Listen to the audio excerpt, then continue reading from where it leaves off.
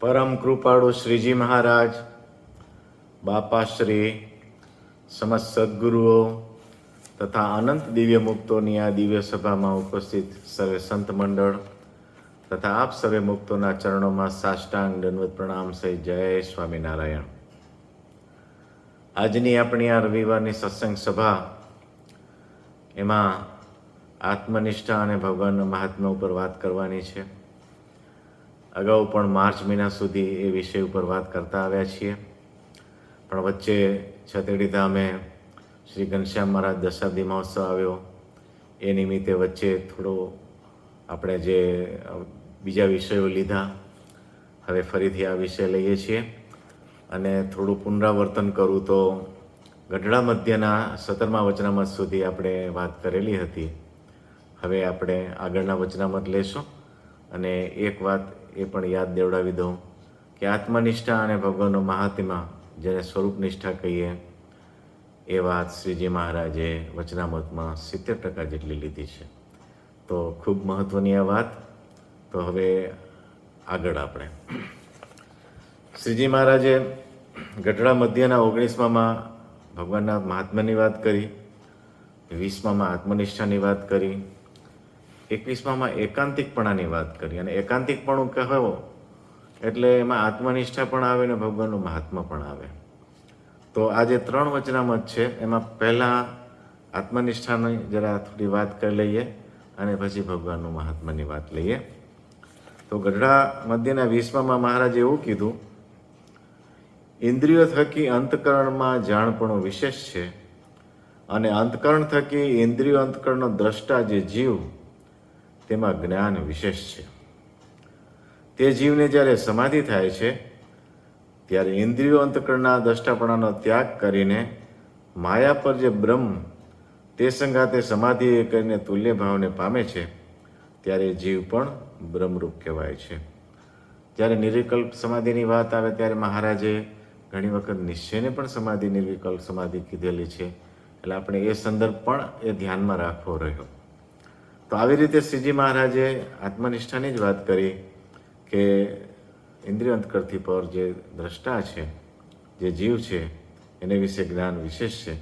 અને એ છે ને ઇન્દ્રિય અંતકરથી જુદો પડે છે જ્યારે, અને બ્રહ્મ સંગાતે એકાત્મપણાને પામે છે ત્યારે એ બ્રહ્મરૂપ કહેવાય છે. પછી શ્રીજી મહારાજ પ્રવૃત્તિ અને નિવૃત્તિ ધર્મની વાત કરે છે. એમાં પ્રવૃત્તિ માર્ગવાળાને સમાધિને વિશે જનક રાજાની પેઠે જ્ઞાન વૃદ્ધિ પામે છે, પણ ઇન્દ્રિયોની શક્તિ વૃદ્ધિ નથી પામતી, આવું મહારાજે કીધું. પ્રવૃત્તિ માર્ગમાં જે હોય એ તો જ્યારે તપ, નિવૃત્તિ ધર્મ અને વૈરાગ્ય તેણે યુક્ત હોય તેને નારદ સંકાદિકની પેઠે ઇન્દ્રિયોની શક્તિ વૃદ્ધિ પામે છે અને સિદ્ધ દશાને પામે છે. એટલે સિદ્ધ દશાની જે વાત છે ને હજી ઊંચી જુદી વાત. સિદ્ધ દશા જેને પ્રાપ્ત થઈ છે એનું શું લક્ષણ? તો એ આને આ દેહે શ્વેત દ્વીપાદિક ભગવાનના ધામ તથા લોક અલોક સર્વે ઠેકાણે એને ગતિ હોય. આ સિદ્ધ દશાનું લક્ષણ કીધું એમ. પણ છતાં પણ મહારાજે બ્રહ્મભાવની વાત અને આને આ દેહે કરીને સિદ્ધ દશાને પામવાની વાત મહારાજે કરી. તો આવી રીતે આત્મનિષ્ઠાની વાત. પછી ગઢડા મધ્યના 21માં મહારાજ એમ કહે છે, એકાંતિક ભક્ત કોને કહીએ? તો જે પોતાને બ્રહ્મરૂપ માનીને સ્વધર્માદિક અંગે યુક્ત જે ભક્તિ, તેણે યુક્ત થકો પરબ્રહ્મ એવા જે પુરુષોત્તમ, તેનું ધ્યાન, સ્મરણ, ઉપાસના તેને કર્યા કરે. બ્રહ્મરૂપ માનીને આગળ પણ વચનામતમાં એ જ બ્રહ્મભાવની જ વાત આવી. બ્રહ્મ સંગાતે સમાધિને વિશે તુલ્ય ભાવને પામે. તો એવી રીતે અહીંયા પણ એ જ વાત કરી દે. એકાંતિક છે એ પોતાને બ્રહ્મરૂપ માને અને સ્વધર્માદિક અંગે યુક્ત. જ્યારે સ્વધર્મની વાત આવે ને તેનો વિસ્તાર આમ બહુ મોટો છે. આમ જ્યારે હાયર લેવલ ઉપર વાત કરીએ ત્યારે રહસ્યાત્મા આનો ખુલાસો કરીએ. સ્વની જ્યારે વાત આવે, સ્વ એટલે પોતે કહેતા આત્મા, અને આત્માનો ધર્મ. તો આત્માનો ધર્મ શું? તો કે આત્માને વિશે પરમાત્માનું દર્શન કરવું. એટલે જ્યારે સ્વધર્મની વાત આવે ત્યારે આવી વ્યાખ્યા પણ થઈ છે. છતાં પણ સામાન્યપણે જો એ સ્વધર્મ લેવામાં આવે તો શિક્ષાપત્રીમાં જે મહારાજે આપણને આજ્ઞા કરી છે, જેને જેને પોતાના ધર્મ છે એ પ્રમાણે રહેવું. શરૂઆતના શ્લોકમાં બધાને પાડવાના ધર્મ કીધા છે, પછી વિશેષ ધર્મ કીધા છે. જે આશ્રમમાં જે હોય, ગ્રસ્તાશ્રમ છે, સાધુનો આશ્રમ છે, આચાર્ય છે, તો એ જે બધા હવે જે આપણના માટે જે ધર્મ મહારાજે લખ્યા છે એ આપણા માટે સ્વધર્મ થયા. અને સ્વધર્મ માટે એમ પણ કહેવાય છે, ગમે એવો પોતાનો પેલો હોય, ધર્મ નીચો હોય, છતાં પણ બીજા પરધર્મનું આચરણ ન કરવું, એ જ્યારે કહેવામાં આવે છે ત્યારે એનો જુદો સેન્સ છે. પણ પરધર્મ એટલે કે શ્રેષ્ઠ વાત છોડી દેવી ને ન્યૂન વાત, પોતે ન્યૂનમાં હોય તો ન્યૂન પકડી રાખવું, એવું નથી આમ. ત્યારે સ્વધર્મ એટલે પોતાના ભાગે આવેલું જે કર્મ, એ ક્યારેક આ લોકની દ્રષ્ટિએ ભલે ન્યૂન કહેવાતું હોય, પણ એ જ એને લાભદાયી છે. માની લો કે ગવર્મેન્ટ સર્વિસ અમારે જે કરી છે, અમે એને કરતા હોઈએ છીએ, આમ એ જે સર્વિસ છે, આમ જોવા જાઓ તો ધર્મની રીતે શૂદ્રના ધર્મમાં જાય, આમ જાય તો એમ. છતાં પણ ભલે ને બ્રાહ્મણ હોય, ક્ષત્રિય હોય, વૈશ્ય હોય, પણ જ્યારે ગવર્મેન્ટ સર્વિસ કરે છે ત્યારે એ સેવાને કામ એને કરવાનું હોય છે. અને સેવાનો ધર્મ એ આમ શૂદ્રની રીતે કહેવામાં આવ્યો છે, મહારાજે કીધું છે. પણ એ વફાદારીપૂર્વક કરવો, સ્વધર્મમાં રહેવું, ત્યારે એ ધર્મ પણ પોતાને ફાયદાકારક છે. પછી એ ધર્મ મૂકીને બીજું કરવા જાય ને, આ તો કામ હું ન કરું, આ મારું કામ નહીં, તો એ ન ચાલે. આ તો એક વિસ્તાર એનો જે બહુ મોટો છે, એટલે એની આ વાત કરીએ છીએ. તો મહારાજ કહે છે, સ્વધર્માદિક અંગે યુક્ત જે ભક્તિ, તેણે યુક્ત થકો પરબ્રહ્મ એવા જે પુરુષોત્તમ, તેનું ધ્યાન, સ્મરણ, ઉપાસના તેને કર્યા કરે, અને દેહ કરીને ભગવાનને કહ્યા જે વર્તમાન, તેમાં ફેર પાડવા દે નહીં, તેને એકાંતિક ભક્ત કહીએ. એટલે બ્રહ્મરૂપ માને અને સ્વધર્મને વિશે રહે ને ભક્તિ કરે. એક પ્રસંગ છે, બાપાશ્રી અને નિર્ગુણદાસ સ્વામી એક વોકડામાં જતા હશે, વળાંક આવ્યો અને બીજા જે સંતો હતા એ આગળ નીકળી ગયા. ત્યારે નિર્ગુણદાસ સ્વામી બાપાશ્રીને એમ કીધું કે આપણે એવા છીએ કે આપણી સ્થિતિ એવી છે કે અનંત મુક્તો આપણી સાથે, મહારાજની સાથે છે, ને આપણી સાથે છે મહારાજને મુક્તો. છતાં પણ તમે ગ્રહસ્થ છો, હું સંત છું, તો આ લોકની રીતે એ જે ધર્મ છે એ પાળવો પડે. પણ ગુનેગાર નહીં મહારાજના, એવી વાત થયેલી, એવો પ્રસંગ બાપાશ્રીની વાતોમાં આવે છે. કહેવાનો મતલબ શું છે કે આવી રીતે સ્વધર્મનો આગ્રહ છે ને મોટા મુક્તો રાખતા હોય છે. કલ્યાણ બગડવાની વાત નથી આ, પણ આ લોક, આ જે સિસ્ટમ છે, એક બંધારણ જે કહેવાય ને, જેમ ભારતનું કેમ બંધારણ છે, તો એક બંધારણની જે મર્યાદા છે એ રાખવાની આવે છે. એમ શિક્ષાપત્રીની અંદર, ધર્મામૃતની અંદર શ્રીજી મહારાજે જે આજ્ઞાઓ કરી છે એનું પાલન કરવાનું હોય છે. તો આવી રીતે આત્મનિષ્ઠાની વાત થઈ. હવે ફરી પાછા ગઢડા મધ્યના 19માં જઈએ. ભગવાનનો મહાત્મ્ય, ભગવાનના સ્વરૂપની નિષ્ઠા. તો એમાં મૂળ વાત એવી હતી કે નિરાકારનું મહારાજે ખંડન કર્યું, કારણ કે નિરાકારવાદ છે એમાં કલ્યાણ નથી, મહારાજે એમ કરીને મહારાજે પછી પત્ર લખાવ્યો. એ વાત છે આ. તો શ્રી કૃષ્ણ નારાયણ એવા જે પુરુષોત્તમ ભગવાન, તેના જે અવતાર, તે ધર્મ સ્થાપનને અર્થે તથા બ્રહ્મચર્ય, અહિંસાદિક ધર્મ, આત્મનિષ્ઠા, વૈરાગ્ય અને મહાત્મ્ય સહિત ભક્તિ, એ ચારે ગુણ સંપન્ન એવા જે એકાંતિક ભક્ત, તેના દર્શન દેવાને અર્થે ને તેમની રક્ષાને અર્થે તથા અધર્મનો ઉચ્છેદ કરવાને અર્થે દેવ મનુષ્યાદિકને વિશે થાય છે. એકાંતિક જે હોય, પેલું કીધું ને યદા યદા ધર્મ છે, એમાં સાધુ નામ છે, એટલે સાધુ કહેતા એકાંતિક એમ. તો એના રક્ષણ માટે થાય છે, એના દર્શનને અર્થે થાય છે, અને એના મનોરથ પૂર્ણ કરવાને અર્થે થાય છે. તો તે અવતારને વિશે પતિવ્રતાના જેવી અનન્યપણે નિષ્ઠા રાખવી, તેમની હેતે કરીને માનસી પૂજા તથા દેહ કરીને 9 પ્રકારે ભક્તિ કરવી. અને જ્યારે શ્રી કૃષ્ણ નારાયણના અવતાર પૃથ્વીને વિશે પ્રગટ ન હોય તો તેની જે પ્રતિમા, તેની પૂજા મને કરીને તથા દેહ કરીને ચંદન, પુષ્પ, તુલસી આદિ સામગ્રી વતે કરવી. પ્રતિમાને વિશે ભાવ, એ જ ભાવ લાવવો. એટલે બાપાશ્રીએ કીધું ને, જે આજ સત્સંગમાં શ્રીજી મહારાજ પ્રતિમા રૂપે સાક્ષાત વિરાજમાન છે, એટલે એ ભાવ રાખવો એમ. પણ ભગવાન વિના બીજા દેવની ઉપાસના કે ધ્યાન ન કરવું. ધ્યાન પણ શ્રીજી મહારાજનું જ કરવું. ઘણી વખત સત્સંગમાં થોડુંક એવું બધું ચાલતું હોય છે, પણ મહારાજે તો સ્પષ્ટપણે ભગવાનનું જ ધ્યાન કરવાનું કીધું છે. વચનામૃતમાં પણ એના ખુલાસા છે કે ભગવાન, અને મહારાજે તો જ્યારે બહુ જ પતિવ્રતાની એક નિષ્ઠા ઉપર આવે ત્યારે તો શ્રીજી મહારાજે પોતાના સ્વરૂપ સિવાય કોઈનું ધ્યાન ન કરવું, કારણ કે હવે તો અવતારી પધારી ચૂક્યા આ પૃથ્વી ઉપર.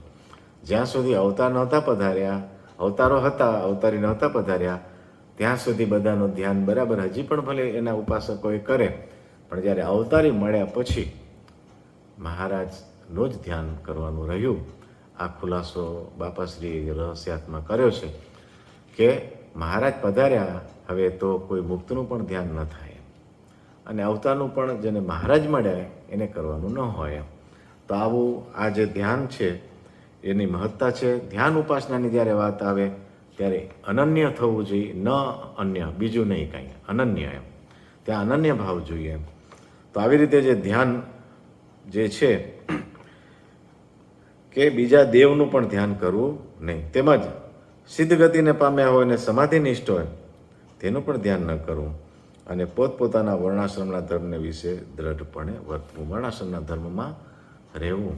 વર્ણાશ્રમના ધર્મમાં રહે તો આ લોકની રીતે બીજી કંઈ તકલીફો ના આવે, નહીં તો ના હકની કારણ વગરની ઉપાધિઓ આવે અને ખોટા આમ વિક્ષેપ થાય અને પેલું આપણે ભજન ભક્તિમાં જ પેલું અંતરાય થાય. એના લીધે મહારાજ કહે છે કે વર્ણાશ્રમના ધર્મ વિશે દ્રઢપણે વર્તવું.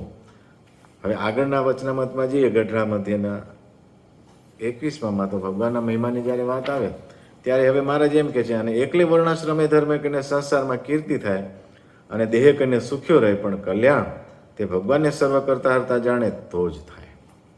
એટલે વર્ણાશ્રમ ધર્મ પાળવે કરીને કલ્યાણ નથી થઈ જતું, એની મહારાજે ચોખ્ખું, છતાં પણ પાળવાનું છે, છતાં પણ એ ધર્મમાં રહેવાનું છે. એટલે વર્ણ અને આશ્રમનું જે ધર્મ, આમ પાછું મહારાજે એવું કીધું છે, સત્સંગી જીવનની અંદર એવું ઉલ્લેખ છે, એ ચલિત છે કે ત્યાં સમય સાથે બદલાતા રહે. અને એવું ઉપનિષદમાં પણ એવું વાંચેલું છે. પહેલાં બધા બ્રાહ્મણ હતા, મતલબ શું થયું કે ત્યારે બીજા વર્ણો નહોતા એમ, પણ પછી જેમ જેમ સમય જતો ગયો, જેમ જેમ જરૂરિયાત થતી ગઈ, તેમ પછી બ્રાહ્મણ, વૈશ્ય, બ્રાહ્મણ, ક્ષત્રિય, વૈશ્ય, શૂદ્ર એમ બધું થતું ગયું, અને હજી પણ એ બધું બદલતું જાય એમ. તો આવી રીતે વર્ણાશ્રમના જે ધર્મ છે એ ચલિત છે, સમય સંજોગના પ્રમાણે એ બદલાતા રહે છે, પણ જે સનાતન ધર્મ છે, સત્ય છે, દયા છે, કરુણા છે, અહિંસા છે, એ ધર્મ સનાતન ધર્મ છે.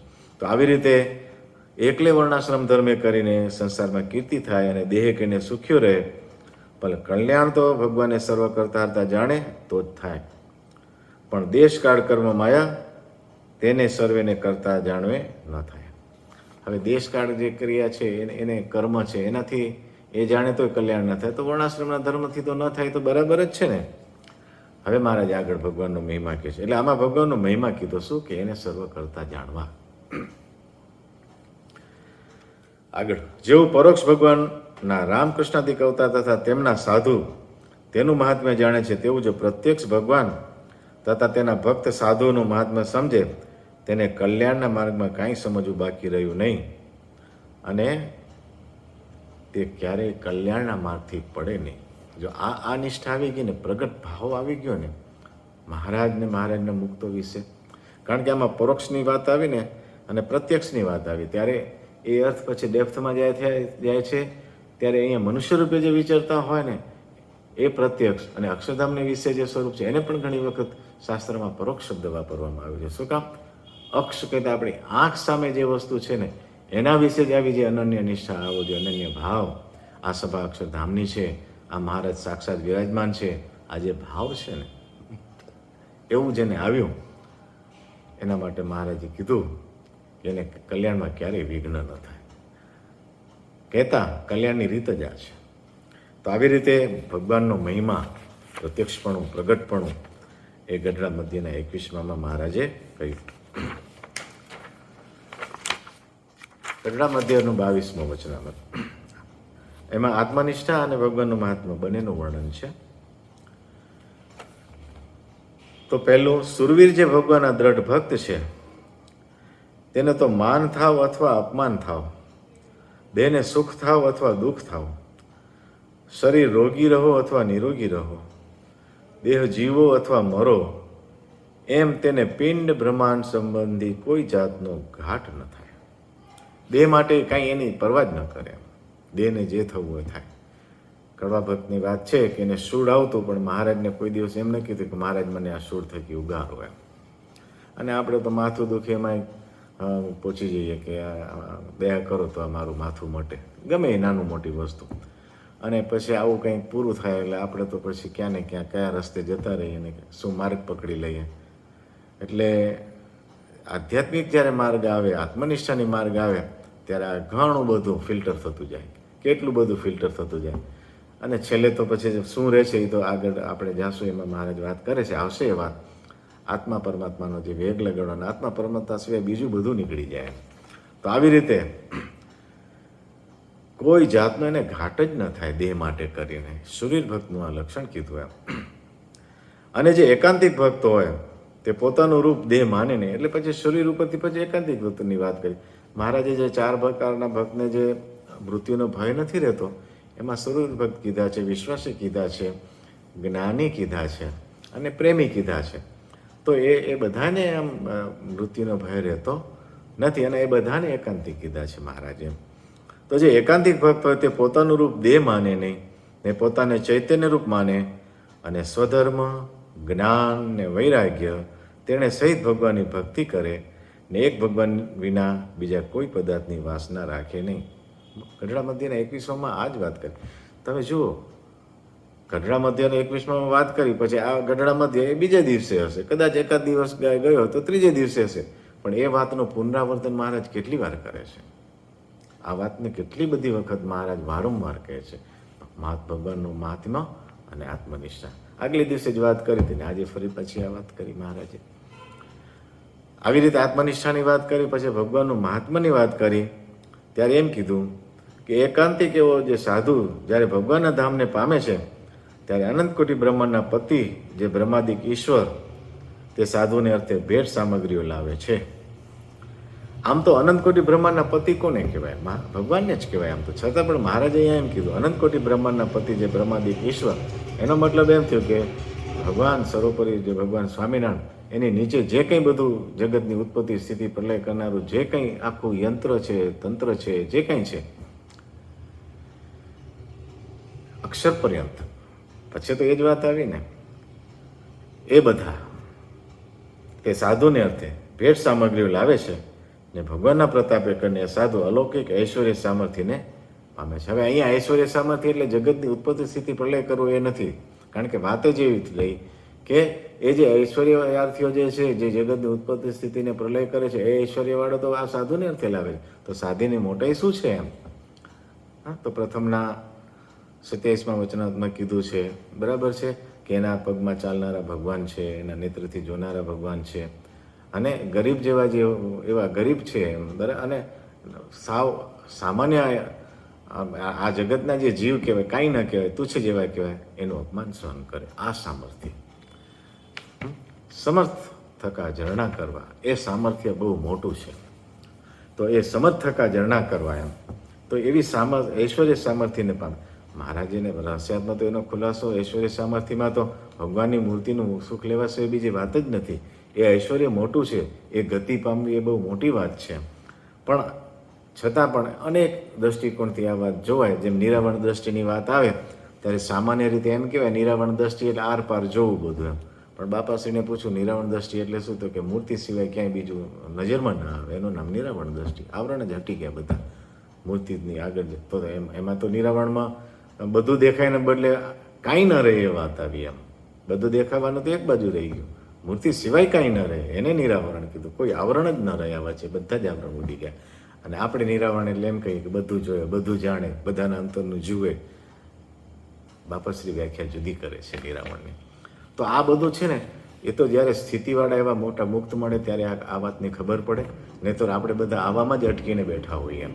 એટલે શ્રીજી મહારાજે કીધું ને કે કોઈને આવી રીતે આવરણ રહિત કરી દેવા, સર્વજ્ઞપણું આપી દેવું, એ તો મહારાજ કે આમ કરી દઈએ એમ. શું એ કંઈ બહુ મોટી વાત નથી, પણ છતાંય આ જગતની અંદર એનો બહુ મોટો મહિમા કહેવાય. પણ આવું જો સમજ્યા હોઈએ ત્યારે ખબર પડે કે એ બધા સાધુ કેવું આવા અલૌકિક ઐશ્વર્યને પામે છે, કહેતા મૂર્તિના સુખ લેવાની ગતિને પામે છે. એવો મોટો વિચાર હૈયામાં રાખી ભગવાન વિના બીજું કંઈ પણ મનમાં ઈચ્છવું નહીં. જો આ જ વાત આવી, જો ભગવાન વિના કાંઈ બીજું ઈચ્છવું નહીં. અને મૂર્તિરૂપી ચિંતામણીને ઝાલી રાખવી, પણ તેને મૂકવી જ નહીં. તો એને સર્વે વાતની સિદ્ધિ થશે. આ જ અલૌકિકપણું, આ જ ઐશ્વર્ય, આ જ સામર્થ્ય, મૂર્તિ વિના કંઈ રહે નહીં. તો આવો ભગવાનનો મહિમા. એટલે વચનામૃતની અંદર આટલું બધું બહુ જ મૂર્તિ ઉપર કેન્દ્રિત થયેલું છે. આખું વચનામૃત છે. બાપાશ્રી તો એમ કહે છે કે વચનામૃતમાં પાને પાને મૂર્તિ છે. તો આ શબ્દ વચનામૃતમાં જો મૂર્તિનું જ મુખ્યપણું કેટલું બધું આવે છે. આગળ ગઢડા મધ્યનું 23મું. મન સુખદાયી અને દુઃખદાયી વિષયના જોગે કરીને ટાઢું ઊનું થાય છે. વાત હિમ અને લૂકની છે. લૂક વાય લૂ કે છે, લૂક કે છે, એ ઉનાળામાં જે ગરમ પવનો હોય છે એ લૂ, અને હિમાળામાં આમ હાડ ગાડી નાખે એવી ઠંડી હોય એ હિમ. તો સારા સુખદાયી માટે હિમ કીધું છે અને દુઃખદાયી વિષય માટે લૂક કીધી છે. એને જોગે કરીને ટાઢું ઊનું થાય છે. તો આ હિમની વાત આવીને તો મને એક પ્રસંગ યાદ આવે છે કે હિમથી પણ ઝાડ પાન બળી જાય. એમ લૂકથી તો બળી જાય, બહુ જ ગરમ પવન હોય તો સુકાઈ જાય. એક મને પ્રસંગ યાદ છે 1992ની અંદર ખૂબ ઠંડી આવેલી કચ્છની અંદર, બહુ જ ઠંડી. કદાચ મારા ધ્યાનમાં છે ત્યાં સુધી એવી ઠંડી પછી આમ ધ્યાનમાં નથી આવી. તો એટલું બધું રાત્રે ઠંડકવાળું વાતાવરણ થઈ ગયું. પછી બીજે દિવસે સવારે ગયા તો કચ્છની અંદર તો આમ તો મોટા ભાગે બાવળિયા ખૂબ બધી જગ્યાએ, જ્યાં ખેતી થતી હોય, જ્યાં જમીન સંચવાતી હોય ત્યાં વાત જુદી છે, પણ એ સિવાય તમે જુઓ તો બધે બાવળિયા. તો આખા બાવળિયાઓ બધા બીજે દિવસે સવારે જે અમે નીકળ્યા, આમ એ રાત પૂરી થઈ પછી બધા જ સુકાઈ ગયા હતા. લાઈન બધા સુકાઈ ગયા હતા. એટલે હિમ પણ સૂકવી નાખે. એટલે સુખદાયી વિષય અને દુઃખદાયી વિષય, હા, એમાં સ્થિર રહે. અને જેનું મન ભૂંડા વિષયને દેખીને તપે નહીં અને સારા વિષયને દેખીને ટાઢું પણ થાય નહીં, એવી રીતે જેનું મન અવિકારી રહેતું હોય કે ત્યાં નિર્વિકારી રહેતું હોય અને ભગવાનને વિશે આસક્ત થયું હોય તેને જ સાધુ જાણવા. એટલે સાધુની વ્યાખ્યા આમ સામાન્ય રીતે જે સંસાર ત્યાગ કરીને ત્યાગ આશ્રમ ગ્રહણ કરે તો ખરું જ એમ, પણ એટલેથી પૂરું થતું નથી એમ. એટલે ગોપાળાનંદ સ્વામીએ વાતોમાં કીધું છે કે સાધુ થવું કઠણ છે, પણ તેથી એકાંતિક થવું એનાથી પણ કઠણ છે એમ. અને હજી ગોપાળાનંદ સ્વામી ત્યાં અટકતા નથી. એનાથી પણ પછી અક્ષરબ્રહ્મ સાથે એકતા પામીને અક્ષર રૂપે રહેવું એનાથી શ્રેષ્ઠ. અને છેલ્લે તો ગોપાળાનંદ સ્વામી એવું કીધું, એક મૂર્તિના સુખ સિવાય બીજું કંઈ રહે જ નહીં, મૂર્તિમાં જ નિમગ્ન રહે, સર્વથી શ્રેષ્ઠ. એટલે અહીંયા જે મહારાજ જે સાધુ થવાનું કીધું એ છેલ્લી વાત કરી કે ભગવાનને વિશે આસક્ત જેનું મન થયું તેને જ સાધુ જાણવા. એટલે આ છેલ્લી વાત કરી શ્રીજી મહારાજે. અને નિર્વિકારી મનની જ્યારે વાત આવે ત્યારે સમબુદ્ધિ પણ શબ્દ વપરાય છે. બુદ્ધિ સમ રહે, હર્ષ શોક નહીં કોઈ જાતનો. એમ દુઃખ આવે તો શોક ન કરે અને સુખ આવી જાય તો હર્ષાયમાન નથી. આ બહુ અઘરું. દુઃખ આવે તો શોક ન કરો અઘરું જ છે, પણ સુખ આવી પડે, સારું મળી જાય ત્યારે હર્ષ ન થવા દેવો અને સ્થિર રહેવું ને, આ બહુ કઠણ વસ્તુ. એ તો કોઈક વિરલા જ કરી શકે. આવી સમબુદ્ધિ એની વાત મહારાજે કરી ગઢડા મધ્યના 23માં. હવે ભગવાનનું મહાત્મ્ય વિશે. એટલે આમાં જોવા જાઉં ને તો આમ વસ્તુ કેવી આવી, તો પહેલો તો નિર્વિકારી થવું એ સારી વાત છે, પણ જો નિર્વિકારી થયો બધાથી મન તો હટી ગયું, પણ ભગવાનના વિશે હજી આસક્ત થવું એ હજી બાકી છે. એટલે ભગવાનના વિશે આસક્ત થવું એ છેલ્લી વાત છે અને એ કરવાનું છે. અને સાધુ પણ મહારાજે કીધું એને જાણવું એમ. એટલે જો ભગવાન નથી અને બીજી રીતે બધા તપ ત્યાગ બીજું ત્રીજું બધું છે, પણ જો ભગવાનની ભક્તિ નથી તો ફરી પાછું અધૂરું રહે છે. આવી આ અગત્યની વાત છે આની અંદર. ગઢડા મધ્યનું 24મું, એમાં ભગવાનના સ્વરૂપનો મહિમા. આમાં જે સાધુની વાત કરી ને 23માં, આપણે સંપ્રદાયની અંદર જે સાધુ હોય પુરુષમાં કે બહેનોમાં, તો એના માટે એક શબ્દ છે સાંખ્ય યોગી. અને એ સિવાય જે બધા છે હરિભક્તો છે એના માટે શબ્દ છે કર્મયોગી. તો એટલે આ એક માનો ને શાસ્ત્રોક જેવો શબ્દ થયો એમ, સાંખ્ય યોગ એમ. એટલે બંને વસ્તુ હોય, સાંખ્ય અને યોગ. એ વાત મહારાજ હવે ગઢડા મધ્યના 24માં કરે છે. જ્યારે સાધુ કહીએ ત્યારે સાંખ્ય યોગ આ હોવો જોઈએ, આ જરૂરી છે. સાંખ્ય નિષ્ઠાવાળાને તો સમજણનું બળ હોય, એટલે સમજણ હોવી જરૂરી એમ. અને યોગ નિષ્ઠાવાળાને ભગવાનના સ્વરૂપમાં અખંડ વૃત્તિ રાખવી તેનું બળ હોય. પણ વિષમ દેશકાળમાં વૃત્તિ બીજે ચોંટી જાય, કેમ જે સમજણનું બળ થોડું છે. માટે સાંખ્ય નિષ્ઠા અને યોગ નિષ્ઠા બે હોય તો ભગવાનની મૂર્તિ વિના બીજે કોઈ પદાર્થમાં મન લોભાય નહીં. બીજી રીતે કહીએ તો સાંખ્ય નિષ્ઠા અને યોગ નિષ્ઠા જેને પ્રબળ હોય એ સાંખ્ય યોગ એ સાધુ. એટલે ઘણી વખત આવી રીતે વ્યાખ્યાઓ આવી રીતે પણ સમજવી પડે એમ. એનું મન ક્યાંય લોભાય નહીં. શું કામ કે સાંખ્ય અને યોગ બે સિદ્ધ કર્યા છે અને બે નિષ્ઠા એનામાં પરિપક્વ છે. અને એમ સમજે જે ભગવાનનું જે અક્ષરધામ ને ધામને વિશે રહી એવી જે ભગવાનની મૂર્તિ ને તે ધામને વિશે રહ્યા એવા જે ભગવાનના ભક્ત, તે વિના જે લોક અને તે લોકના દેવના વૈભવ છે તે સર્વે નાશવંત છે, એમ જાણીને એક ભગવાનને વિશે દ્રઢ પ્રીતિ રાખે એવા ભક્તને કોઈ જાતનો વિક્ષેપ આવતો નથી. આગળ જે વચનામૃત જોયું 21માં, એમાં મહારાજે પ્રગટપણું જેને સમજાણું એને કલ્યાણના માર્ગમાં કંઈ વિઘ્ન આવતો નથી. અને અહીંયા શ્રીજી મહારાજે એમ કીધું કે જેને સાંખ્ય અને યોગ વિચારથી ભગવાનના ધામને વિશે જે ભગવાન વિના બીજે બધાને તુચ્છ ગણી નાખ્યું છે, એને નાશવંત ગણી નાખ્યું છે, એને કોઈ જાતનો વિક્ષેપ આવતો નથી. એક જ વાત એમ, પ્રગટ ભાવ, આ લોકને વિશે જે ભગવાનના ભક્ત મળ્યા છે એમને વિશે એવો દિવ્ય ભાવ, જેવો ભગવાનના ધામમાં મુક્ત છે એવા જ આ બધા મુક્ત છે એવો ભાવ. હવે આ જ્ઞાન થવું તો બોલો, આ થઈ ગયું તો પછી આ શું તકલીફ પડે? કોઈ જાતની તકલીફ ન રહે, કોઈ જાતનો અરેરાટ ન રહે, પણ એ કરવાનું છે. દિવ્ય ભાવ જે છે ને, બાપાએ એવું કીધું કે મહિમા અને દિવ્ય ભાવ જેવી બીજી કોઈ વાત નથી. તો મહિમા એટલે આ, અને દિવ્ય ભાવ મહિમા, આમ ઘણી વખત તો સિક્કાની બે બાજુ જેવું થઈ જાય. મહિમા આવે એટલે દિવ્ય ભાવ આવે, દિવ્ય ભાવ હોય એને મહિમા હોય જ એમ. તો આવી રીતે ગઢડા મધ્યનો 23મો વચનામૃત, એમાં ભગવાનનો મહિમા કહેવામાં આવ્યો કે ભગવાનના સુખ સિવાય બીજું બધું કોઈ જોયા જેવું નથી એમ. ગઢડા મધ્યનો 30મો વચનામૃત, સોનું અને સ્ત્રી તેનું બંધન તો ત્યારે ન થાય જ્યારે પ્રકૃતિ પુરુષ થકી પર એવું જે શુદ્ધ ચૈતન્ય બ્રહ્મ તેને જ સત્ય જાણે ને તે બ્રહ્મને જ પોતાનું સ્વરૂપ માને ને બ્રહ્મરૂપ થઈને પરબ્રહ્મનું ભજન કરે. પોતાનું સ્વરૂપ બ્રહ્મ માને, પોતાને બ્રહ્મરૂપ માને, પોતાને આમ આત્મા તો માને, પણ એ કેવો છે તો બ્રહ્મરૂપ છે, શુદ્ધ ચૈતન્ય બ્રહ્મરૂપ. શુદ્ધ ચૈતન્ય બ્રહ્મ એટલે આગળ પછી હવે કંઈ રહેતું નથી. એટલે મહારાજની મૂર્તિનો પ્રકાશ જે સર્વનો આધાર છે, સર્વનો કારણ છે. હા, અને જેનામાં બે મોટા ગુણ કહેતા, સગુણપણું અને નિર્ગુણપણું. સગુણપણું એટલે મોટાથી મોટું સર્વને ધારવાપણું, નિર્ગુણપણું એટલે સૂક્ષ્મપણું, સર્વમાં પ્રવેશ કરવાપણું, અક્ષરથી કરીને છેક નીચે જે પૃથ્વી સુધી છે એનામાં. તો આવી રીતે જે શુદ્ધ ચૈતન્ય બ્રહ્મ, તેને જ સત્ય જાણે ને તે બ્રહ્મને જ પોતાનું સ્વરૂપ માને. પોતાનું સ્વરૂપ આ માને કે હું આ છું એમ.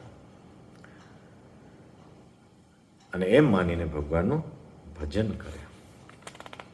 અને આ જે વચ્ચેના જે બધા ભેદ જે છે ને, એ હવેના વચનામૃતમાં આવશે. એની તકલીફ જ એ છે કે વચ્ચેના ભેદ એટલે છે કે બ્રહ્મરૂપ નથી થયા ને, એટલે વચ્ચે બધે આપણે અટવાઈ રહ્યા છીએ. બ્રહ્મરૂપ થાય એટલે બધા જ આવરણો હટી જાય અને છેલ્લે મહારાજ જ રહે. સૂર્યનો જેવો દ્રષ્ટાંત આપ્યું છે રહસ્યાત્મક, તો સૂર્યનો કિરણ સાથે એકતા કરો તો જ સૂર્ય દેખાય.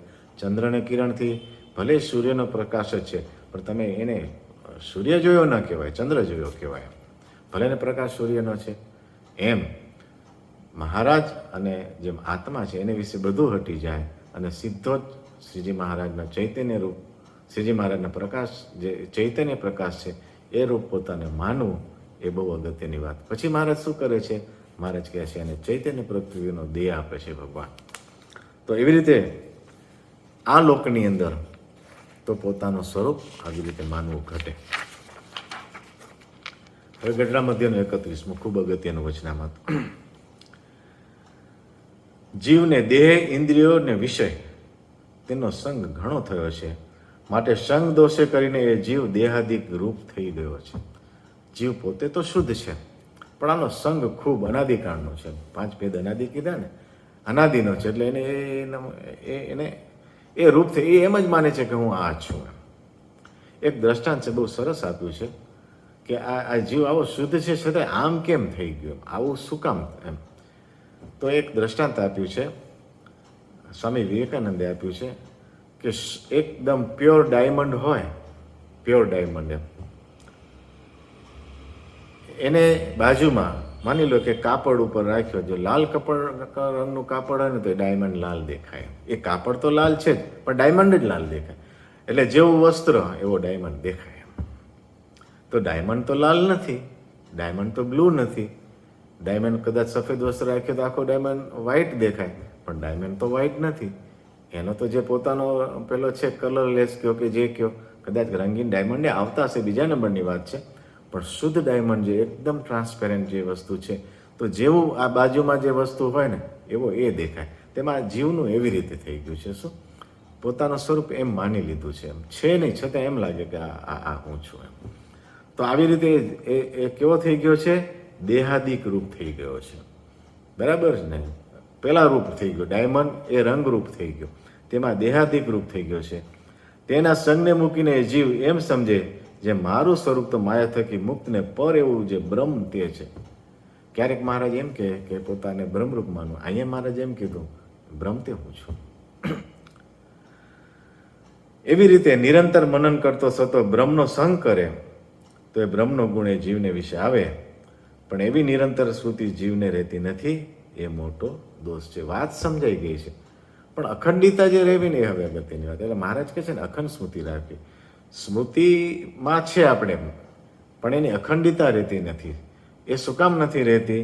તેનું કારણ આમ તો જોવા જઈએ તો દેશકાળ જે છે ને અને સંઘ જે છે ને એનું પ્રાધાન્ય એવું થઈ ગયું છે ને કે એના લીધે અખંડિતા થવા નથી દેતી. એટલે એ અખંડિતા કેમ થાય, મહારાજ એના ઉપાય બતાવે છે બધા વચનામતમાં, આગળ આવશે એ વાત. તો એ જે અખંડિતા એ લાવવાની છે. બાકી આ વાત તો આપણે સમજાણી છે, નથી સમજાણી, બધાને સમજાણી છે. પોતાને બ્રહ્મરૂપ માનવું માનીએ પણ છે કે મારો આત્મા બ્રહ્મરૂપ છે, પણ એની જે અખંડિતા રહેવું, અખંડ્ય વસ્તુ રહેવું, એમ જાણપણા રૂપ દરવાજે સતત રહેવું, એ જ છે ને આપણે આ સત્સંગમાં છીએ ને તો એ કરવા માટે છીએ.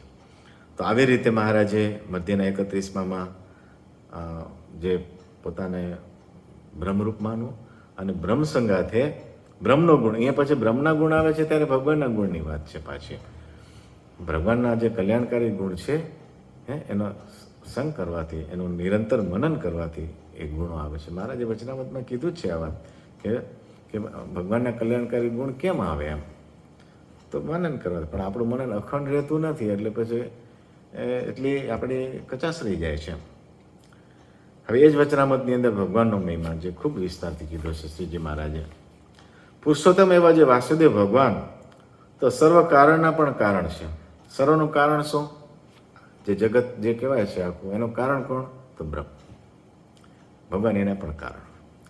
એટલે જે આખી જે વાત છે ને બ્રહ્મવાદ અને જે ભગવાન સાકાર છે એ વાતનો અહીંયા જ એક ક્રિટિકલ પોઈન્ટ છે એમ આખો એમ. એટલે મહારાજ કહે છે ભગવાન તો એના પણ કારણ છે. અને પ્રથમના 45માં કીધું એ બ્રહ્મ છે ભગવાનનું, તે જ છે, એના પણ કારણ છે. ને અક્ષરાતીત છે. અને અક્ષરાત્મક પુરુષ વિરાટ જીવ, જ્યારે આ વચનામતમાં વિરાટ છે ને મહારાજ ઈશ્વર માટે, વિરાટ માટે ઈશ્વર શબ્દ વાપર્યો છે. અને અક્ષરાત્મક પુરુષ વિરાટ જે ઈશ્વર ને જીવ તેના ક્ષેત્રજ્ઞ અને પ્રકાશક છે, બધાના પ્રકાશક એ છે મહારાજ છે. આમાં પુરુષોત્તમ વાસુદેવ ભગવાન છે. કારણ કે શ્રીજી મહારાજ પોતે બોલતા હોય ત્યારે આવી રીતે જ શબ્દ પ્રયોગ કરે એ સ્વાભાવિક છે કે પુરુષોત્તમ એવા જે વાસુદેવ ભગવાન એ આ બધાના પ્રકાશક છે. અને એ નિરન છે ને મુક્ત છે ને બ્રહ્મ છે અને માયાના કારણ છે અને બ્રહ્મ સુખે સુખ્યા છે. આ પુરુષની વાત કરી. પુરુષ કેવા છે? તો પુરુષ છે તે તો નિરન છે, મુક્ત છે, બ્રહ્મ છે અને માયાના કારણ છે અને બ્રહ્મ સુખે સુખ્યા છે અને પૂર્ણ કામ છે. બ્રહ્મ સુખે સુખ્યા છે એટલે વાસુદેવ બ્રહ્મ કયો તો ભલે, આમ પાછા અક્ષરાત્મક કીધા અને સર્વનું કારણ પાછા બ્રહ્મ છે. એટલે બ્રહ્મ શબ્દ આમ તો અન્નને પણ બ્રહ્મ કહે છે, પૃથ્વીને પણ બ્રહ્મ કહે છે, પણ એ કોના લઈને કહેવાય છે? તો છેલ્લે જે ભગવાનનું જે તેજ એને લઈને બધાને બ્રહ્મ પણ કહેવાય છે. પણ મૂળભૂત રીતે બ્રહ્મ મહારાજની મૂર્તિનું તેજ કહેવાય છે. એટલે અહીંયા આ બધા જુદા જુદા વિશેષણો દીધા પુરુષને.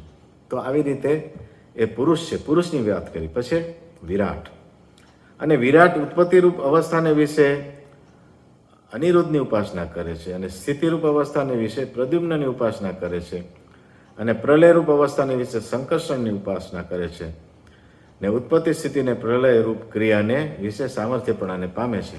આજે એનામાં સામર્થ્ય આવી વિરાટમાં, તો એને અનિરુદ્ધ પ્રદ્યુમ્નને સંકર્ષણની ઉપાસના કરી એટલે એનામાં એવી સામર્થ્ય આવી એમ. એટલે જેની ઉપાસના કરે એવી સામર્થ્ય આવે એ 1+1 2 જેવી વાત છે એમ. અને જીવ માફ કે વિરાટ પણ બધ છે. જીવ કેમ બધ છે એમ વિરાટ પણ બધ છે.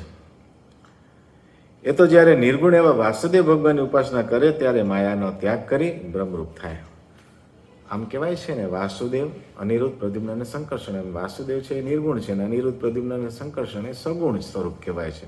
એ પરોક્ષની રીતે વાત ચાલે છે. શ્રીજી મહારાજે વચનાત્મા કીધું છે, અને બાપાશ્રી રસરત્ન સમજાવ્યું છે. એ પછી હાયર લેવલની વાત ઉપર બાપાશ્રી ગયા છે, માયાથી પરની વાત કરી છે. વાસુદેવ એટલે શું, અનિરુદ્ધ, પ્રદ્યુમ્ન, સંકર્ષણ એટલે શું, ત્યારે એ જે ઉપરની જે ભૂમિકાઓ છે, અક્ષર, બ્રહ્મ અને પુરુષ, મહાકાળ, નરનારાયણ, એ બધા સ્ટેજની વાત આખી છે.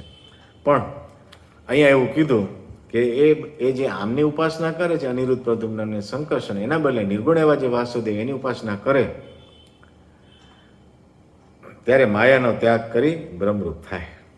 એટલે વિરાટ માટે બ્રહ્મરૂપ થવા માટે આ કરવું પડે. અને જીવ પણ જ્યારે, હવે જીવને બ્રહ્મરૂપ થવા માટે શું કરવું પડે એમ, હવે એ વાત એ કરે છે.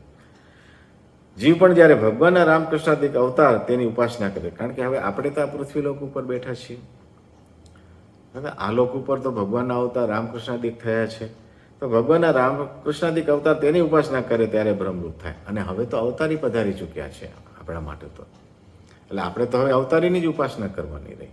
જે રામકૃષ્ણની ઉપાસના કરે છે ધન્યવાદ છે બધાને, કારણ કે મહારાજે કીધું કે જીવ પણ જ્યારે રામકૃષ્ણાદિક અવતાર તેની ઉપાસના કરે ત્યારે બ્રહ્મરૂપ થાય. અને બૌદ્ધ શાસ્ત્રમાં એ પુરુષને પુરુષોત્તમ કયા છે. એટલે બ્રહ્મરૂપની વાત જેમ કીધું ને, છેક નીચે સુધી બધું બ્રહ્મ કહેવાય. એટલે અહીંયા જે બ્રહ્મરૂપ થાય તો જે જેની ઉપાસના કરી હોય એટલા બ્રહ્મરૂપ થાય એમ. પણ સર્વોપરી જે ભગવાનનું સ્વરૂપ મહારાજે કીધું, પુરુષોત્તમ એવા જે વાસુદેવ ભગવાન, અને પુરુષને વિશે ભેદ છે એ વાત આવે છે, એવા જે વાસુદેવ ભગવાન, જે ભગવાન સ્વામિનારાયણ, તો એવા જે ભગવાન બૌદ્ધ શાસ્ત્રમાં પુરુષને પુરુષોત્તમ કયા છે. પણ જેમ જીવ અને વૈરાજમાં ભેદ છે, વૈરાજને પુરુષને વિશે ભેદ છે, તેમ પુરુષ અને પુરુષોત્તમ એવા વાસુદેવ ભગવાનને વિશે એવો ઘણો ભેદ છે. શું ભેદ છે તો એ વાત કરીએ. પુરુષથી ઉપર જે બધી ભૂમિકાઓ છે એના વચ્ચે ભેદ છે, અને ઈશ્વર અને પુરુષની વચ્ચે જે ભૂમિકાઓ છે, અનિરુદ્ધ, પ્રદ્યુમ્ન, સંકર્ષણ, અને મહતત્વ અને પ્રધાન પુરુષ, બધા એ ભૂમિકાઓ છે. અને વિરાટ અને જીવની વચ્ચે બધા દેવો છે, ઇન્દ્રો છે, બધા ગાંધર્વો છે, કિન્નરો છે, પ્રજાપતિ છે, એ બધા ભેદ એની વચ્ચે આવે છે. પછી ઉપર બ્રહ્મા, વિષ્ણુ, શિવ આવે છે.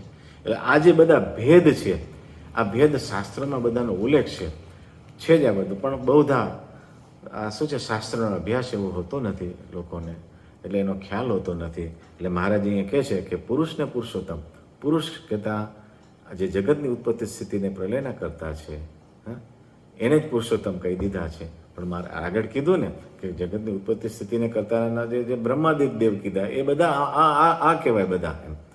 તો એને પુરુષોત્તમ શાસ્ત્રમાં કીધા છે. પણ મહારાજ કે વાસ્તવમાં એ પુરુષ અને પુરુષોત્તમ એવા જે વાસુદેવ, જે અમારું સ્વરૂપ, એને વિશે ઘણો ભેદ છે. અને આ વાર્તા મહારાજ કે અમે ઘણીક વાર કરી છે, પણ શાસ્ત્રના શબ્દ સમજીને ઠાર રહેતો નથી. કારણ કે લોકોને હંમેશા, અને શાસ્ત્રના શબ્દોનો લોકોને શાસ્ત્રને લઈને આખું પ્રવર્તન થયું છે એટલે વિશ્વાસ પણ જ્યારે શુદ્ધ જ્ઞાન થાય, સત્પુરુષથી જ્ઞાન શીખે ત્યારે એનો યથાર્થ અર્થ સમજાય. તો આવી રીતે મહારાજ કહે છે કે એવો ભેદ છે, અને એ વાત અમે ઘણીક વાર કરી છે, પણ ઠાવકી સમજણ કરી નથી એટલે પાછું ભ્રમી જવાય છે. પુરુષ અને પુરુષોત્તમ વાસુદેવ ભગવાન વિશે એવો ઘણો ભેદ છે. અને પુરુષોત્તમ વાસુદેવ તો સર્વના સ્વામી છે, અને એવા અક્ષરાત્મક પુરુષ બ્રહ્મરૂપ ઘણા જ છે. તે જે તે વાસુદેવના ચરણાવિંદની ઉપાસના કરે છે અને સ્તુતિ કરે છે, એવી રીતે પુરુષોત્તમ પુરુષ ઈશ્વર જે વિરાટ ને જીવ એ 4 ભેદ અનાદિ છે. અહીંયા 4 ભેદમાં પુરુષ લીધા. પ્રથમના 7મામાં પુરુષના બદલે અક્ષર બ્રહ્મ લીધા, મૂળ અક્ષર જેને કહે છે. અહીંયા પુરુષ લીધા. એટલે ભેદ કયો તો આમ તો ઘણા થાય એમ, અને 5 ભેદ કયો તો પાછા માયા લે. પછી જો બ્રહ્મે ગણો ને પુરુષ ગણો તો 6 થાય, અને ઈશ્વર નીચે વચ્ચે ગણો તો પાછા 7 થાય. એમ વિરાટ ને બધો જુદા જુદા ભેદ ગણવા જાઓ એટલે એમ. પણ પછી શું કીધું? જીવ કયો એટલે માયાની અંદર, પછી માયા, અને પછી બ્રહ્મ કીધું એટલે વચ્ચેના ભેદમાં એ બધા આવી જાય, અને પછી પુરુષોત્તમ એ છેલ્લો, એ અવધિ. બાપા કે એ છેલ્લી અવધિ. એમ એટલે મહારાજ કહે છે કે આ 4 ભેદ અનાદિ છે. અને આવી રીતે જે આખી વાર્તા કરી મહારાજે, પોતાનું સ્વરૂપ જે માનવું બ્રહ્મ, ભગવાનનું સ્વરૂપ કેવું છે, વિરાટ અને જીવ એ બ્રહ્મરૂપ શું કામ નથી? તો કે એની ઉપાસનામાં ભેદ છે. જો પરબ્રહ્મ પુરુષોત્તમની ઉપાસના કરે તો બ્રહ્મરૂપ થાય, અને પાછા બ્રહ્મરૂપ માનીને બ્રહ્મની ઉપાસના કરવાની, ભગવાનની ઉપાસના કરવાની વાત કરી. આમાં આ વાર્તા સારી પેઠે વિચારજો અને લખજો. અને મહારાજનો આગ્રહ જ આનો હતો. એટલે મહારાજે વારે ઘડીએ કીધું છે કે આ વાર્તા છે અમારા અંતરનો રહસ્ય વાર્તા છે, અમે તમને કહી છે. તો આવી રીતે ગઢડા મધ્યનું 31મું, એમાં મહારાજે પોતાનો સ્વરૂપરીપણું કીધું.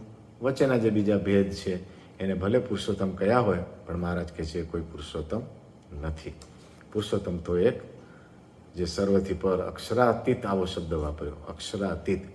એટલે ઘણી વખત વાસુદેવ શબ્દ અને બધા શબ્દો જે વપરાય છે, પણ જ્યારે અક્ષરાતીત કહે ને એટલે ભગવાન સ્વામિનારાયણ. તો આવી રીતે ગઢડા મધ્યનું 31મું વચનામૃત, ગઢડા મધ્યનું 32મું વચનામૃત. 3 દેહથી નોખો એવો જે આ દેહને વિશે જીવાત્મા, તેને પોતાનું રૂપ જાણીને તેને વિશે ભગવાનની મૂર્તિ ધારીને ને જાતિ વર્ણ અને આશ્રમ તેના માનને મૂકીને કેવળ ભગવાનના સ્મરણને વિશે તત્પર થાય, તેને કુટુંબનો સંબંધ ટળે. ફરી પાછી વાત આ જ. પોતાનું સ્વરૂપ શું માણે? 3 દેહથી નોખો જીવાત્મા તેને પોતાનું રૂપ જાણે. પણ આમ પાછું એમ કીધું બ્રહ્મરૂપ માનવાનું. પાછું ખાલી જીવ છું એમ નહીં, આત્મા છું એમ નહીં. એમ અને એને વિશે ભગવાનની મૂર્તિ ધારે. એટલે પોતાને બ્રહ્મરૂપ માનીને ભગવાનની મૂર્તિને ધારે, ને જાતિ વર્ણ અને આશ્રમ તેના માનને મૂકીને. જો આગળ વચનામૃતમાં શું હતું કે વર્ણાશ્રમના ધર્મનું પાલન કરવું, સ્વધર્મનું પાલન કરવું. અહીંયા મહારાજ એમ કહે છે જાતિ વર્ણ અને આશ્રમ તેના માનને મૂકીને એ પાલને કરવાનું છે, ને એનો અહંકાર પણ નથી રાખવાનો. અહંકાર તો ભગવાનની મૂર્તિ મળી છે, ભગવાન મળ્યા છે એ જ. એટલે પેલું કહે છે ને, જે અહંકાર શબ્દ જે તત્વમાં કહેવાય છે, એ અહંકાર જ બહુ ટર્નિંગ પોઈન્ટ છે. અહંકાર શેનો છે? દેહ ભાવનો, દેહપણાનો છે, આત્મપણાનો છે, બ્રહ્મપણાનો છે, પુરુષપણાનો છે, ઈશ્વરપણાનો છે, કે હું પુરુષોત્તમ રૂપ છું એ છે. એમ એટલે ભલે આટલા વચનામૃત લીધા એમાં એ વાત ના આવી, પણ પુરુષોત્તમ રૂપની વાત તો છે જ પાછી. એમ એટલે અભિમાન શેનું રાખ્યું છે આપણે? એમ એ બહુ મહત્વનું છે. એમ તો અભિમાન કહેતા આપણો અહંકાર સુદ્રઢ કર્યો છે આપણે. એમ એટલે દેહ ભાવમાંથી છૂટી અને છેલ્લો જે આ ભાવ છે, પોતાનું રૂપ જે બ્રહ્મરૂપ, અને છેલ્લે જ્યારે સિદ્ધ દશાને પામે છે ત્યારે તો પુરુષોત્તમ રૂપ જ છે. એટલે બાપાએ ખુલાસો કર્યો આ લોકને વિશે જે છે, જે સાધન દશામાં જે જીવ છે એ પોતાને બ્રહ્મરૂપ માને, પણ જ્યારે સિદ્ધ દશાને પામે છે, પરમ ભાવને જ્યારે પામે છે, ત્યારે તો એ પુરુષોત્તમ રૂપ થઈ જાય છે. અને એટલે આવી રીતે જાતિ વર્ણ અને આશ્રમ તેના માનને મૂકીને, એનું માન મૂકી દેવાનું છે. જાતિ વર્ણ અને આશ્રમ, આપણે જ્યારે વર્ણાશ્રમ બોલીએ ને ત્યારે એક ભેગું બોલીએ છીએ, પણ જ્યારે આશ્રમ કહેવામાં આવે છે ને ત્યારે 4 આશ્રમ કહેવાય છે: બ્રહ્મચર્ય, ગ્રસ્તાશ્રમ, વાનપ્રસ્થ અને સંન્યાસ. એ 4 વર્ણને લાગુ પડે પાછા. એ 4 આશ્રમ કે છે એ 4 વર્ણને લાગુ. બ્રાહ્મણ હોય તો એને આ 4 આશ્રમ, ક્ષત્રિય હોય તો 4 આશ્રમ, વૈશ્યને પણ 4 આશ્રમ, અને શૂદ્રને પણ એ 4 આશ્રમ તો ખરા જ પાછા. 4 આશ્રમ તો બધાને લાગુ પડે છે. તો આવી રીતે જે વર્ણ અને આશ્રમ તેનો માન મૂકીને, એક પ્રસંગ છે, શ્રીજી મહારાજે નિર્માળાનંદ સ્વામીને મહારાષ્ટ્રની અંદર સત્સંગ અર્થે મોકલ્યા. મહારાજ જ્યારે મંડળ મોકલતા ને એમ જુદી જુદી જગ્યાએ મોકલતા, તો એમને પૂના મોકલ્યા મહારાષ્ટ્રમાં. એમ તો ત્યાં પેશવાનું રાજ્ય અને એના જે દિવાન હતા એ ખૂબ ભક્તિવાળા હતા. મહારાજ વન વિચરણ કરતા હતા ત્યારે પણ એ ત્યાં મહારાજ પધારેલા અને બાપુભાઈ ગોખલે એવું નામ છે, હું મારા સ્મૃતિમાં થોડું ઘણું છે એ પ્રમાણે. તો એ ખૂબ ભક્તિભાવવાળા હતા, એમ કૃષ્ણની ભક્તિ કરતા હતા. અને મહારાજે એને દર્શન દીધા અને એ વાત છે.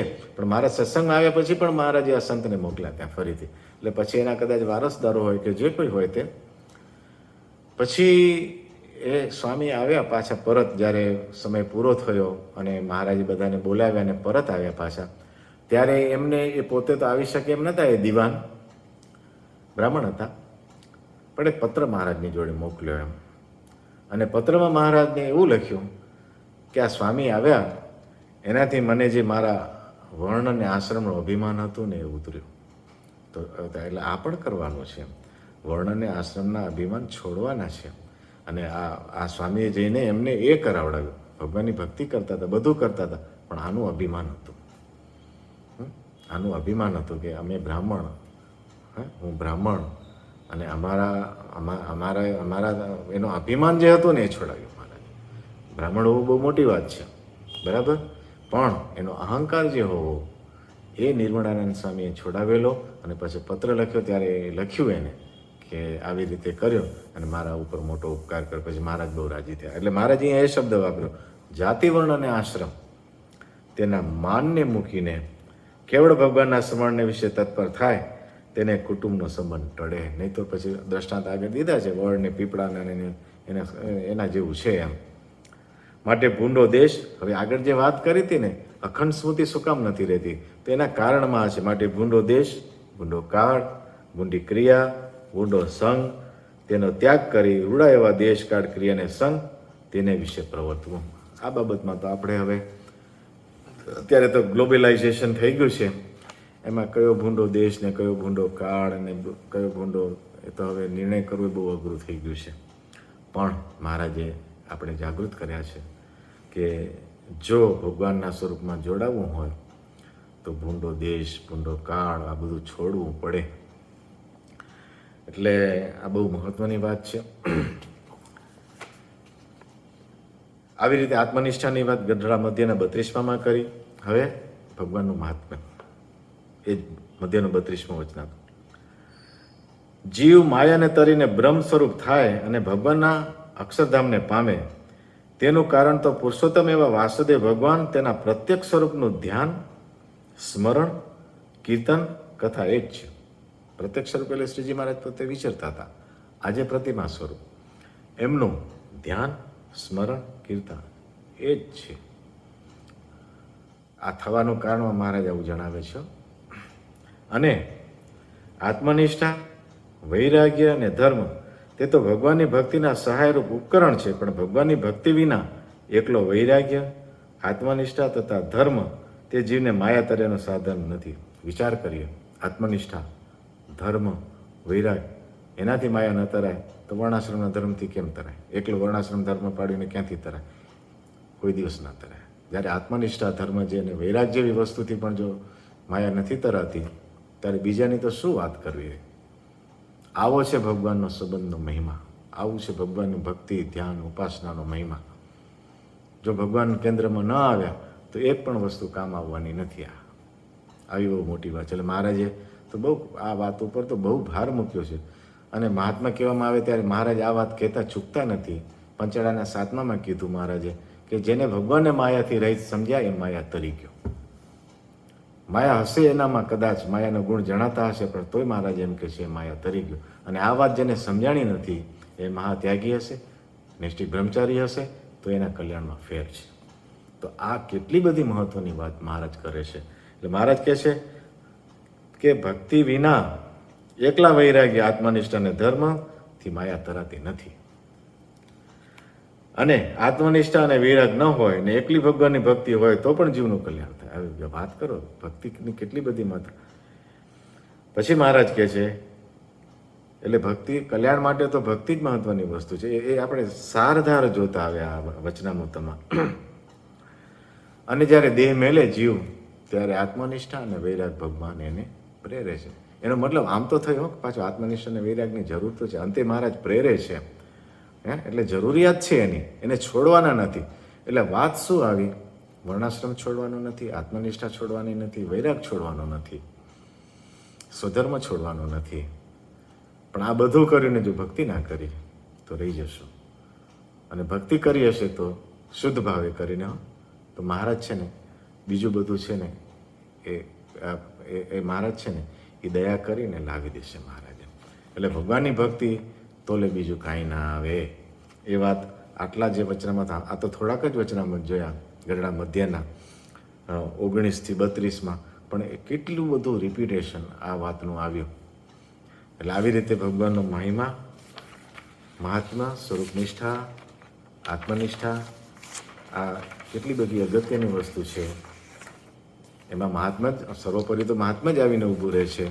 ભગવાનનું મહાત્મા સમજાય એ ભગવાનની ભક્તિ કર્યા વિના રહેશે નહીં. એ એક બહુ અગત્યની વાત છે. અને મહારાજે કીધું જેને ભગવાનની ભક્તિ કરી પછી એક વસ્તુનું ખાસ ધ્યાન રાખવાનું કે આપણે ભગવાનના ભક્તનો દ્રોહ ન થઈ જાય. એ તો પાછું સામે ઊભું જ છે. એ થયું, અને જો આ થયું, ભગવાનનું મહાત્મા સમજ્યા, અને ભગવાનનું મહાત્મા સમજાય એટલે શું થયું? ભગવાનની કોણનો નિર્ણય થયો. અને આત્મનિષ્ઠા સમજાય એટલે આપણી કોણનો નિર્ણય થયો કે હું કોણ છું. એટલે આ બે વસ્તુ બનીને હું કોણ છું અને ભગવાન કોણ છે, આ બે વાત ઓળખાણી એટલે આમ તો માનો ને જંગ જીતી ગયા એમ. બરાબર ને? પછી જે બીજું બધું છે એ ઔપચારિક છે. તો આવી રીતે આજની આ વાત કરવામાં ક્યાંક ક્ષતિ રહી ગઈ હોય, કારણ કે પોતાના વિચારો, ઉદાહરણો ઉમેરવા જઈએ એમાં ક્યાંક થોડી ઘણી ક્ષતિ રહી જાય. આપણે કંઈ સિદ્ધ દશાને પામેલા નથી, તો છતાં પણ સર્વે હરિભક્તોને રાજી કરવા માટે આ બધી વાતો કરીએ છીએ. સૌ હરિભક્તો મારા ઉપર રાજી રહેજો એવી સર્વે મુક્તોના ચરણમાં પ્રાર્થના કરું છું. હવે આપણે મુનિ સ્વામીના આશીર્વચન લેશું, ત્યારબાદ 2 મિનિટની ધૂન કરી આજની આપની આ સભાની પૂર્ણાહુતિ કરીશું. સહજાન સ્વામી મહારાજની જય, બાપા શ્રીની જય, સદગુરુ શ્રીની જય, સ્વામિનારાયણ ભગવાનની જય.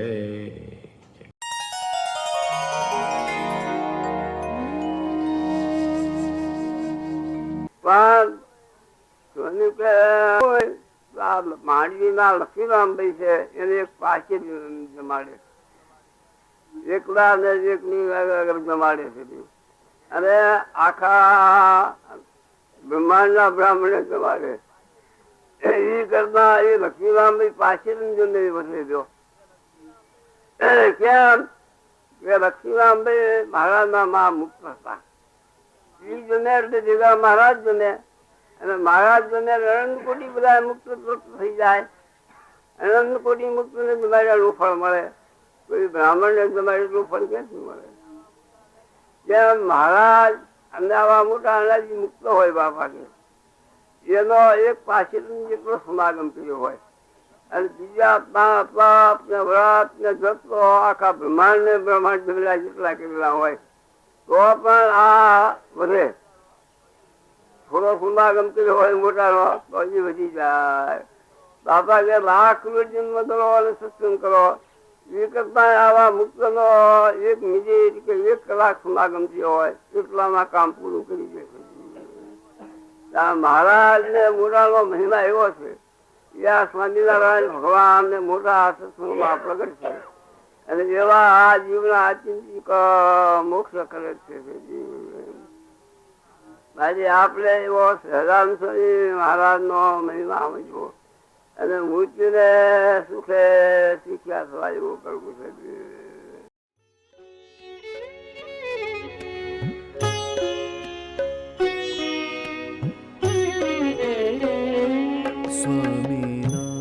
સ્વામિનારાયણ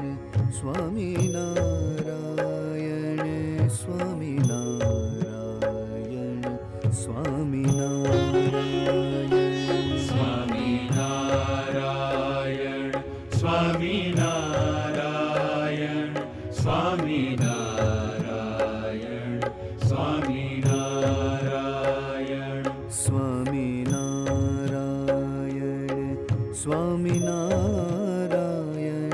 સ્વામિનારાયણ સ્વામિનારાયણ સ્વામિનારાયણ સ્વામિનારાયણ સ્વામિનારાયણ સ્વામિનારાયણ સ્વામિનારાયણ સ્વામિનારાયણ સ્વામિનારાયણ સ્વામિનારાયણ સ્વામિનારાયણ સ્વામિનારાયણ સ્વામિનારાયણ સ્વામિનારાયણ સ્વામિનારાયણ સ્વામિનારાયણ સ્વામિનારાયણ સ્વામિનારાયણ સ્વામિનારાયણ સ્વામિનારાયણ